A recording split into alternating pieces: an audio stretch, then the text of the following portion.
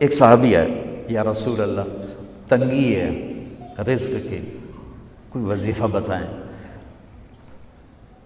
کتنے لمبے لمبے وظیفے لوگ پڑھ رہے ہیں کہ کاروبار کھل جائے اور روزی بڑھ جائے، کتنے لمبے چوڑے، کتنے کتابوں میں ایڈے ایڈے بڑے وظیفے لکھے پہ، پڑھوں جی بندہ بڈھا ہو جائے۔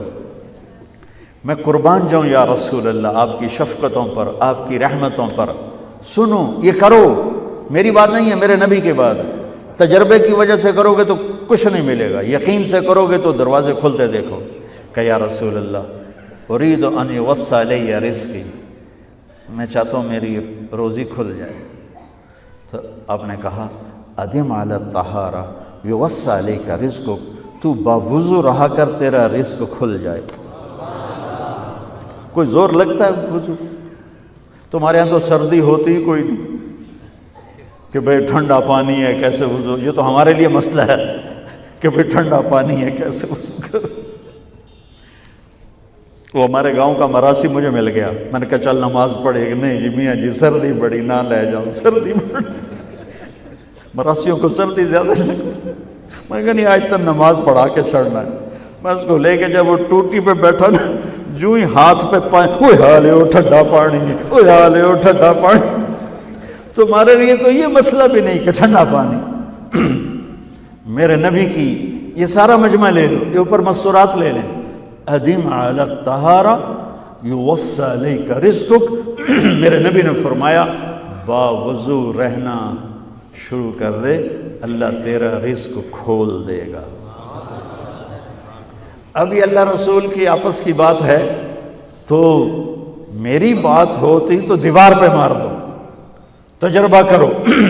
نبی کی بات کو تجربہ کر کے نہیں کرتے، یقین کے ساتھ کرتے ہیں۔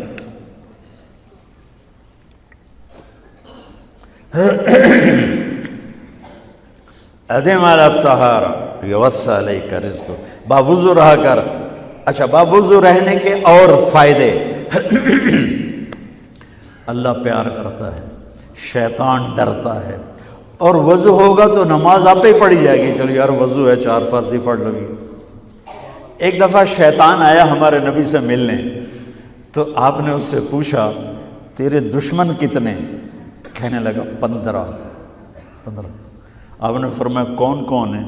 کہنے لگا پہلا تو تھوڑا ہی نمبر ہے، پہلا نمبر تو تھوڑے نال میرا لگو ہے۔ پھر کہنے لگا وہ مسلمان جو 24 گھنٹے باوضو رہتا ہے وہ میرا بڑا دشمن ہے۔ جو باوضو رہتا ہے اور باوضو سوتا ہے، ایک فرشتہ اس کے لیے بندگی کا ثواب لکھتا رہتا ہے۔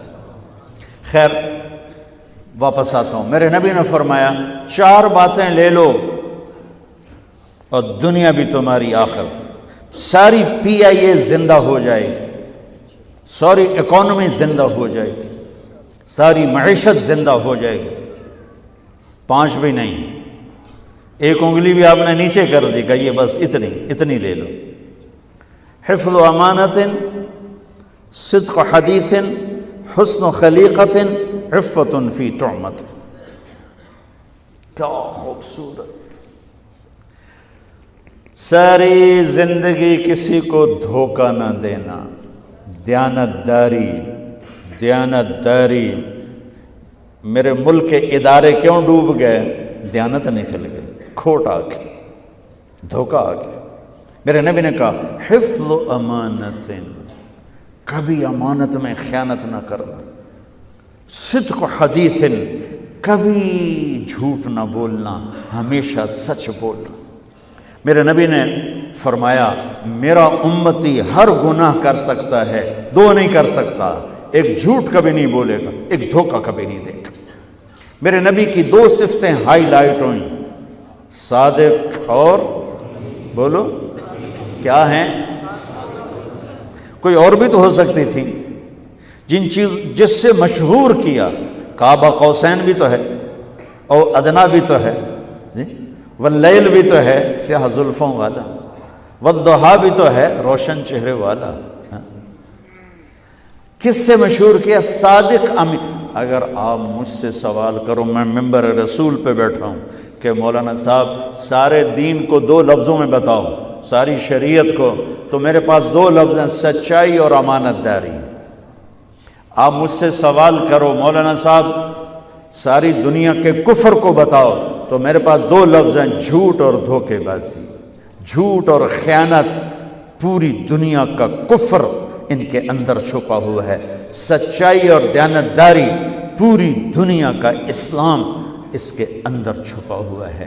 دیانت اور سچائی یہ بیج کی طرح ہے، اور پورا اسلام پھر باغ بن کے پھلتا پھولتا ہے۔ جھوٹ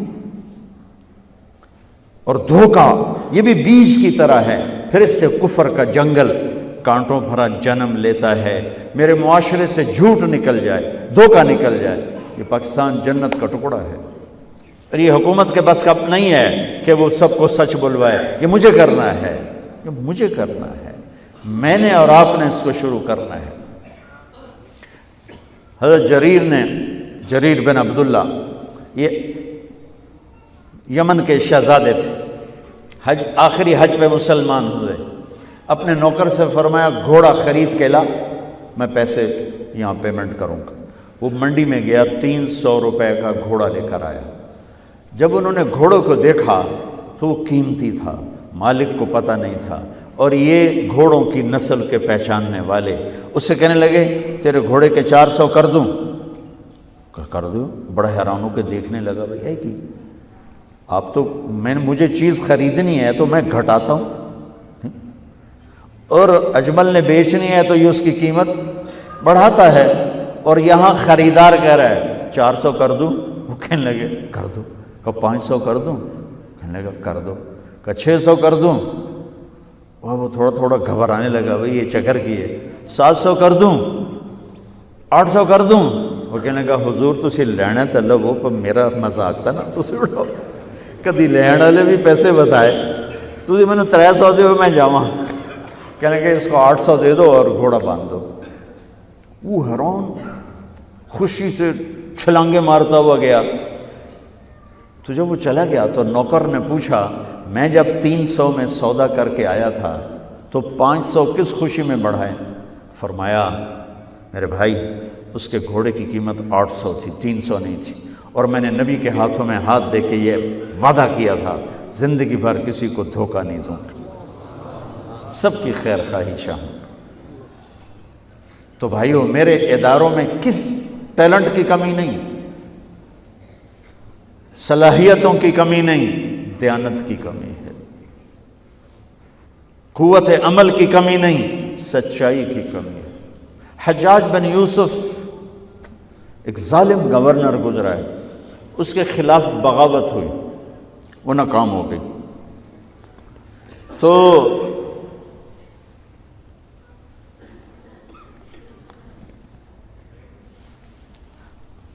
کوفہ میں ایک بزرگ رہتے تھے، ان کے بیٹے اس بغاوت میں شریک تھے۔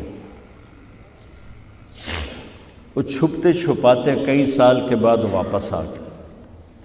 ابن خراش ان کا نام تھا۔ ان کی سچائی مشہور تھی کہ ابن خراش جھوٹ نہیں بولتا۔ حجاج کو پتہ چل گیا CID سے کہ آ گئے، تو اس نے کہا آج ابن خراش کا امتحان ہوگا۔ اس کو کھانے پہ بلایا، عنوان ہی نہیں بنایا تفتیش کا، کھانے پہ بلایا اور کھانا شروع ہو گیا۔ باتوں باتوں میں کہتا ہے ابن خراش آپ کے بیٹے ہمارے خلاف لڑ کے بھاگ گئے تھے، کوئی پتہ ہے؟ تو ابن خراش ہنس پڑے، کہنے لگے حجاج زندگی موت تو اللہ کے ہاتھ میں ہے، گھر آئے بیٹھے۔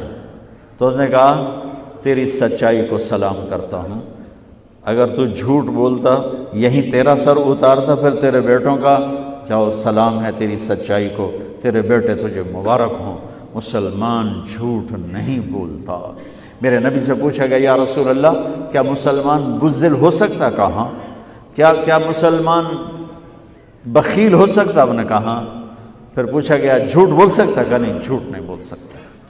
تو دو باتیں حدیث پاک کی، صدق و حدیث، حفظ و امانت، یہ دو باتیں زندہ ہو جائیں تمہارے سارے ادارے زندہ ہو جائیں، ہم نقصان سے نکل کر نفع میں آ جائیں گے، نفع میں آ کر اوروں کو دینے والے بن جائیں گے۔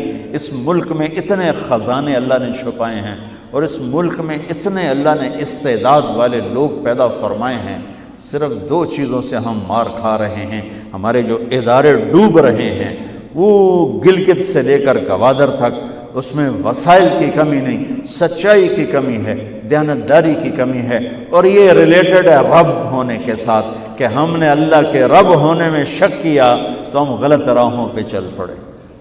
رب تو اللہ ہے، دینے والا تو اللہ ہے،